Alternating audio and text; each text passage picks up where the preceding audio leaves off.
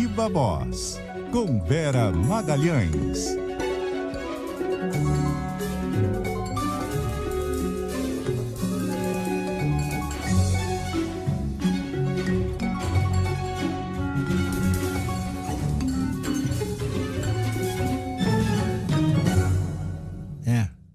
Vera? Oi, boa tarde, Sardenberg, boa tarde, Leandro. Olha. E também a todos os nossos ouvintes e quem nos assiste nos nossos aplicativos. É isso, no YouTube. Boa tarde, Vera. Boa tarde. Vera, você mandou aqui um spoiler, dizendo governo encurralado está à beira de um ataque de nervos, né? E onde que você viu isso? Desabafo do Guedes?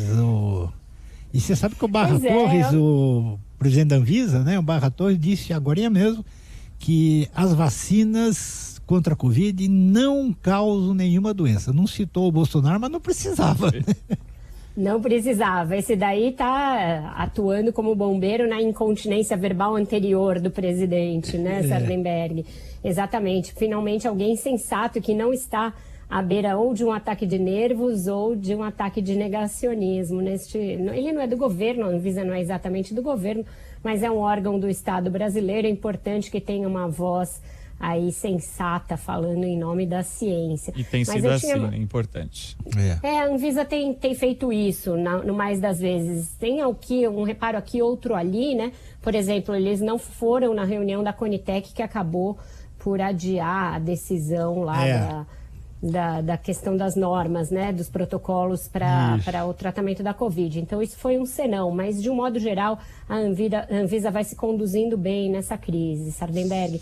Mas o título que eu tinha mandado aí para a nossa conversa é a pretexto sim do desabafo do Guedes e dessa fala do presidente Bolsonaro, que parece ter elegido aí um novo bode, né, bode expiatório para os problemas do seu governo, que agora é a Petrobras. Tudo está girando em torno da Petrobras.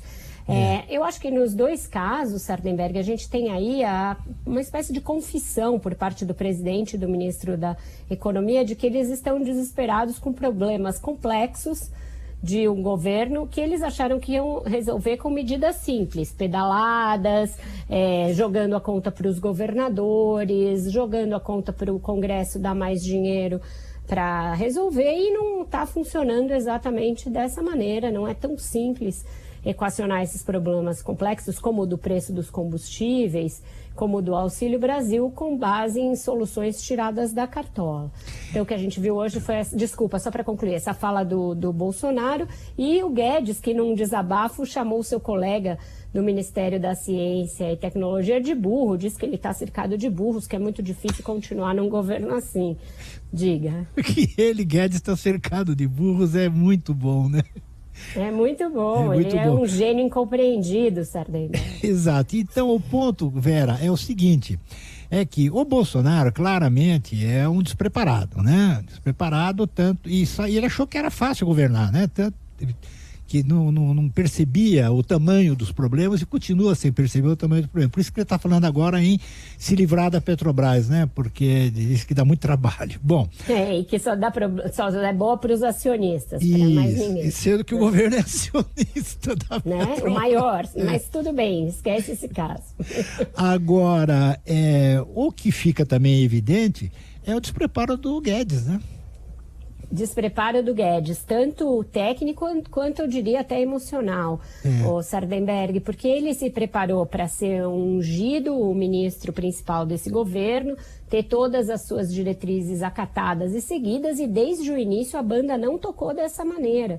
Ele começou a se adaptar ao bolsonarismo, fazendo concessões e mais concessões, e hoje em dia ele é um ministro que está cumprindo um papel de aquecer e viabilizar políticas populistas, políticas econômicas de viés populista. E o que está acontecendo é que nem para isso está fácil, porque ontem a oposição se reuniu, por exemplo, lá na Câmara, e decidiu votar contra essa absurda PEC dos precatórios, que abre uma não é nem uma brecha fiscal, uma cratera fiscal de 80 e tantos bilhões para enfiar o calote nos precatórios, o Auxílio Brasil, enfiar tudo goela abaixo para tentar tornar o Bolsonaro viável eleitoralmente. A oposição percebeu que ia dar um cheque em branco para o governo aumentar emendas ao relator, aumentar o fundão eleitoral, que já se está falando num valor de 5 bilhões, entre os deputados é esse o valor que corre já.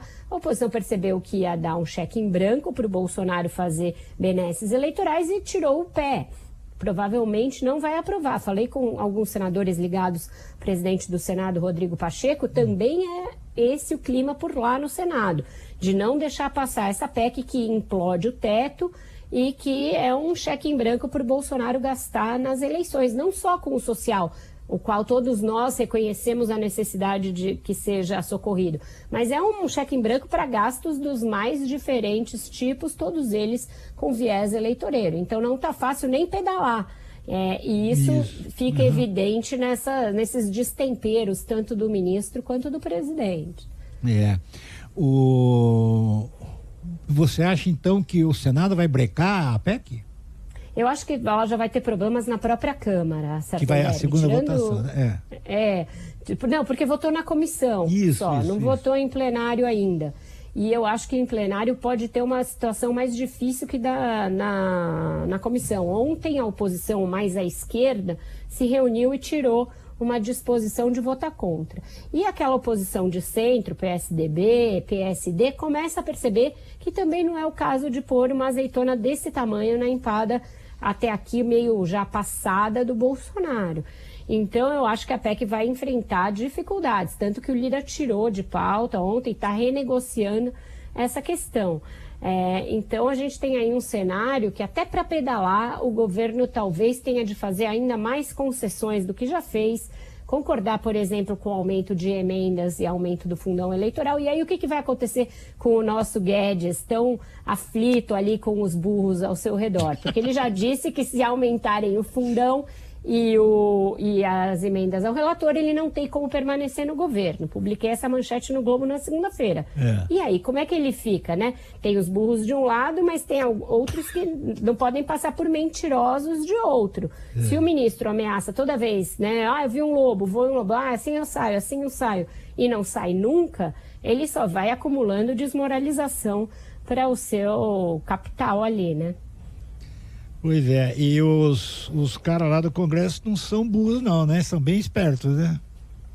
Tem aqueles que querem fazer isso, pôr azeitona na empada do Bolsonaro, principalmente os do PP, que deverão filiá-lo, os do PL, cujo presidente Valdemar Costa Neto também está próximo do presidente. Todos esses são muito beneficiados com esse estado de coisas, né, emendas ao relator, etc., e deverão estar com Bolsonaro nas eleições. Então, esses têm interesse em aprovar a PEC dos precatórios, pedalar à vontade. Os outros que vão enfrentá-lo nas urnas, e ele hoje em dia muito, com uma reeleição muito difícil pela frente, não vão querer melhorar a condição dele à toa. Então, começa a ter uma dificuldade no Congresso para o presidente, se os partidos forem inteligentes, né? Dá para fazer um aumento do Auxílio Brasil sem precisar abrir todas essas brechas no orçamento. É isso que eu tenho ouvido de parlamentares, ouvido Marcelo Ramos, ouvido Alessandro Molon, com quem eu conversei para escrever a coluna de hoje do jornal.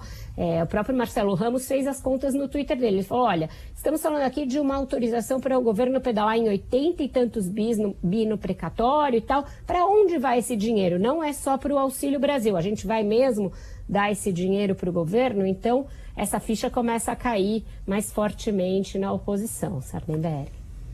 Vera Magalhães, muitíssimo obrigado. Até amanhã, Vera. Até amanhã, gente. Um ótimo jornal para vocês.